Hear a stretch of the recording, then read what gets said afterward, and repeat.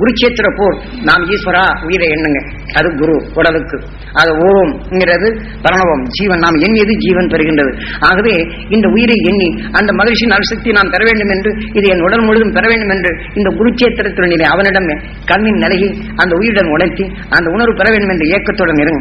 அந்த உணர்வின் தன்மையை நீங்க பெற வேண்டும் என்று நாம் கொடுக்கும் இந்த உணர்வின் நிலைகள் உங்களுக்குள் அந்த உயர்வின் தன்மையை பெறக்கூடிய தகுதியை பெற்று இந்நேர்களில் உபதேசித்த இந்த ஆற்றல் மிக்க சக்தியை எண்ணிய போது எண்ணிய நிலைகள் கொண்டு உங்களுக்குள் கிடைக்கச் செய்து உங்களுக்குள் துன்பத்தை ஊற்றிக் கொண்டிருக்கும் அந்த துன்ப உணர்வுகள் அனைத்தும் உங்களுக்குள் தாழ்ப்பணியை செய்வதே எமது ஆசை. ஆகையினால் அந்த உணர்வு கொண்டு நீங்க அதை பெறக்கூடிய தகுதி கொண்டு மேல் நோக்கி மகிழ்ச்சியின் அணுசக்தி பெற வேண்டும் என்று உயிருடன் வேண்டி அந்த மகிழ்ச்சியின் அணுசக்தி என் உடல் முழுவதும் படர வேண்டும். எனக்குள் இருக்கக்கூடிய ஜீவாத்மாக்கள் அனைத்தும் பெற வேண்டும். என் சொல்லுக்குள் இனிமை பெற வேண்டும். என் செயலின் தன்மை புனிதம் பெற வேண்டும். நான் பார்ப்பதால் அனைத்தும் நலம் பெற வேண்டும். பார்ப்போரெல்லாம் நல்லதா இருக்க வேண்டும். நான் அப்படின்னு சொல்லி இதே மாதிரி நான் சொன்னதே நீங்க இதை எண்ணி மற்றும் ஆசீர்வாதமாக உங்களுக்குள் அந்த துன்பத்தை கொண்டிருக்கும் அனைத்தும் அது உங்களுக்குள் தாழ்பணிந்து உங்களுக்குள் ஒத்துழைத்து உங்க உயர்வான எண்ணங்களுக்கு வழிகாட்டியாக அதை அமையட்டும்.